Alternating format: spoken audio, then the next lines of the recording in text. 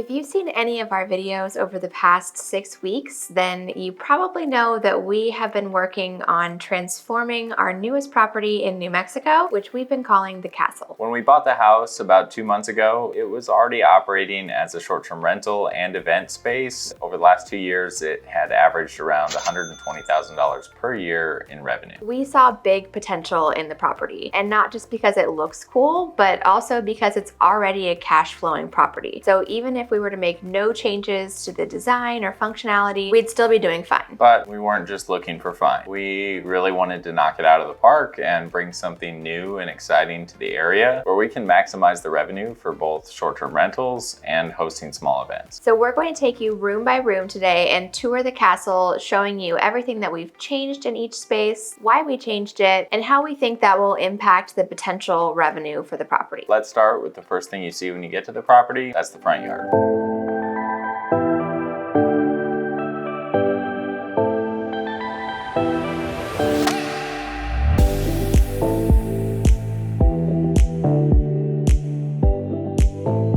This was a controversial change. Turns out there's a lot of artificial turf haters out there, but we think that the project turned out great. We did like the look of the tiled front patio, but as we've shared before, it looked good from photos and it looked good from afar. But once you actually got up and walked on it, took a close look at it, it was in really bad shape. Whole pieces were missing or cracked or crumbling, and there were all these uneven surfaces. It was definitely a trip hazard. And someone took some pink paint to a lot of the cracked areas, tried to spruce it up, which from like a 50-foot photo looked fine, looked really bad when you got up close. So aside from really wanting to improve the curb appeal of the house, we plan to host events and micro weddings, and this is a perfect spot for a cocktail hour. And we couldn't have, people tripping over broken tile. Just wouldn't have been good. Don't trip, you're not gonna trip. If you watched our last update video on the castle, or you follow us on Instagram or TikTok, then you probably already know that we decided to tackle the turf project in the front yard by ourselves. It was a beast of a project covering over 3,000 square feet, but the DIY install did save us around $20,000 in labor costs.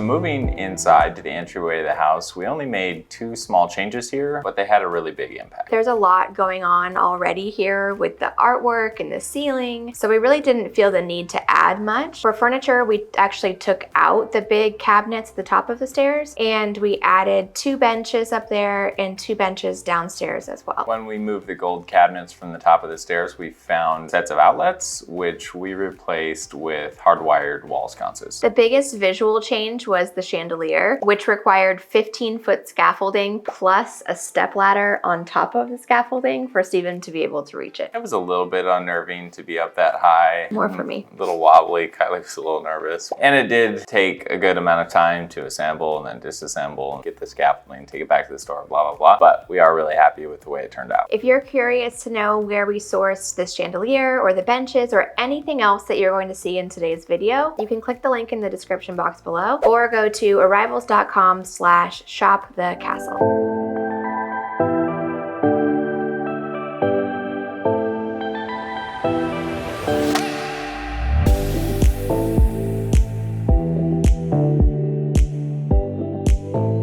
Moving on to the living room, we knew that we needed to add more seating here. Something that's really important to us when designing a short-term rental is making sure to have a space where everyone can gather. And when we bought the property, there were only 2 chairs in this room. We swapped the 2 chairs for 2 big leather sofas. We also swapped out the rug and the side tables, and then we lowered some of the artwork on the wall. The property came with a big, beautiful, almost 100-year-old grand piano that unfortunately was not operational and also took up a big footprint in the room. We wouldn't have been able to do what we did with the 2 sofas while still having the piano in the room. And then we also heard from the previous property manager that people saw the piano in photos and then expected it to work and were disappointed sometimes when they got there and it didn't work. So we just decided time to go. Also, the costs to repair the piano were going to be around $1,200. We got to know the previous property manager well throughout our time in Albuquerque, and she's opening up a recording studio there. So we had the piano piano delivered to her studio, and she's going to have it fixed up there. With the piano gone, that improved the walkway space in the room and just kind of the overall general flow. One of the biggest visual changes in the room is taking down those big bulky curtains and valances and swapping them out for a more contemporary black rod with taupe velvet curtain, which you'll see we used in all of the bedrooms and the kitchen as well.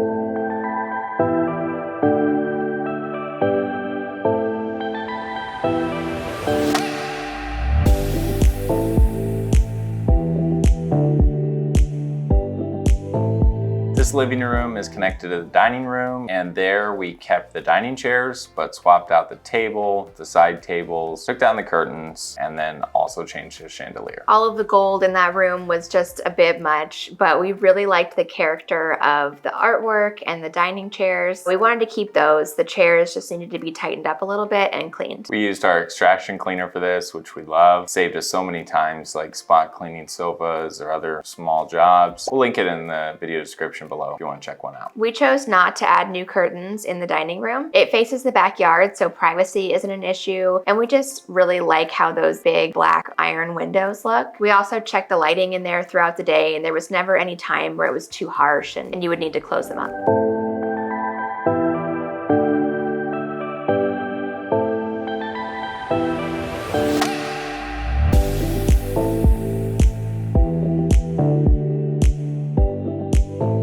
The kitchen was in need of a lot of help, not necessarily cosmetically, but a lot of functional updates. The property will sleep up to 14, and having a fully stocked and fully equipped kitchen is another really important thing for us. Yeah, when we got there, the kitchen had the basics, but it was nowhere near as well stocked as we would typically want to see. If you haven't checked out our free sample inventory list yet, it has links to every single item that we put into our short-term and mid-term rental properties. And when stocking the kitchen at the castle, we use this exact same list. I also had to repair the oven here, which wasn't a surprise because when we first toured the house, there was a post-it note pasted on the thing that says, "Don't use, will catch fire."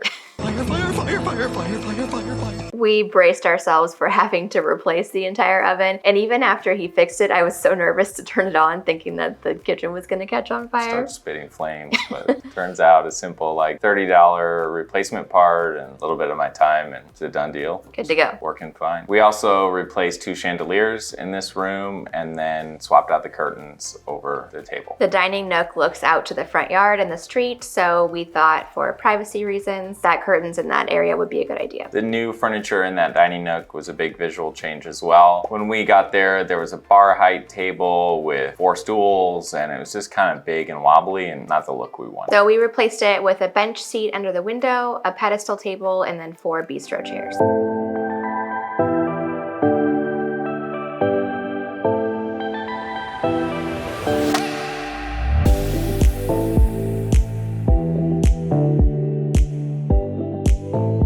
So moving on from the kitchen, the other area that needed a big update in terms of comfort and functionality were the bedrooms. The property has 6 bedrooms in total, 4 in the main house and then another 2 out in the Casita. And even though they're all huge rooms, there was only 1 king bed in the entire house. Whenever a room is big enough, we like to include king beds. So we put king beds in all the rooms except 2, and we'll show you those in a bit. The downstairs bedroom in the main house got a new bed, side tables, chairs, a TV, new lighting, a new rug, pretty much everything. And then I also restyled the bookshelves behind the bed using mostly all items that I found at the house. All of the books were already there, and then Kylie found a framed piece of artwork in the garage, and she picked up a few extra things just to kind of fill out the shelves. We typically use quilts on beds just for ease of laundering, except for properties that have colder winter climates. Albuquerque sits at around 5,300 feet in elevation, and we saw for ourselves that it gets very cold there in winter and even early spring. Because of this, we decided to do duvet covers, and we'll link those along with the pillows and all the other bedding we use in the description below, or arrivals.com/shopthecastle. This is also the first time that we haven't used like bright white bedding in a property, and it's just because the house didn't feel like a bright white bedding kind of house. So there's 3 more bedrooms upstairs. There are 2 guest bedrooms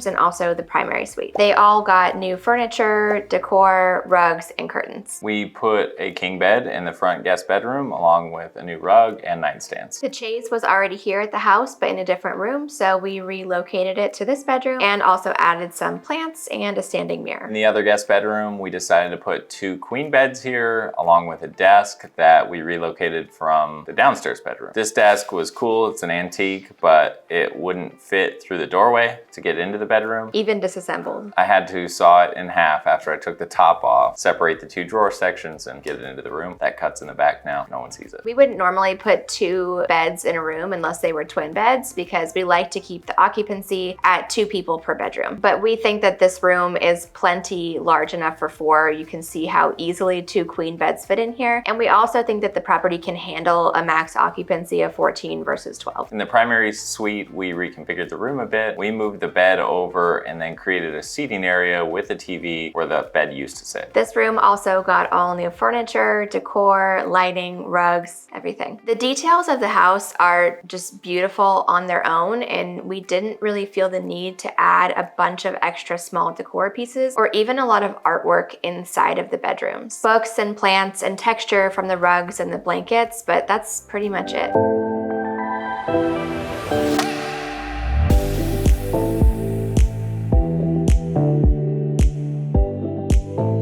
There's also a bonus room upstairs that we think was underutilized, so we turned this into a TV room. Aside from here, there was no other communal space for people to gather to watch TV or movies. Put a big TV over the fireplace and a couple couches and made this a nice, comfortable hangout spot. The room is long and narrow with double doors right in the middle, so it's kind of an awkward layout to begin with, but we ended up putting an L-shaped sectional on either side of the room. You can still see the TV and you can even converse across if you want to keep the TV on. We kept the artwork that was here and then added new rug, new lighting, and replaced the curtains. The queen. The good man. So very cool. These 2 art pieces. Milady. Another big change just off of this room is the patio. Before, it just had a rubber roofing membrane on the ground that was uneven and stained. It just looked dirty. We had some extra turf left over from the downstairs turf project, so we installed that here and then added some seating and a propane fire pit table. None of that was in our original plan, but it ended up being one of our favorite spots to hang out at night, and we think that guests will really enjoy it as well. That's all for the main house, but then there's a 2,000 square foot casita that we'll show you next.